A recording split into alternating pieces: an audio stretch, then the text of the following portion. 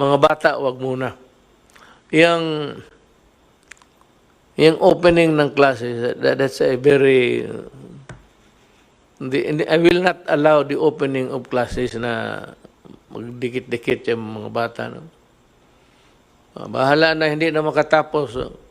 For this generation, wala.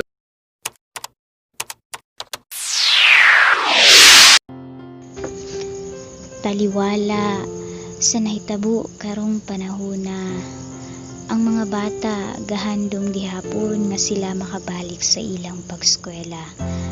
Apan kay dako manghagit ang nahitabong katalagman, naninguha gihapon ta nga sila adunay makatunan. Bisan paman sa lisod nga atong nasinatian, manglimbasog kita para sa atong mga kabataan. Sa pagkakaroon, dili man nato mahatag ang tibuok nga kasayuran tungod kay nahatubang kita sa maong katalagman. Sa panimalay, ato silang tudluan sa maayong pamatasan. Eskwelahan ang ikaduhang balay, pero sa pamilya gasugod ang gugmang tiunay.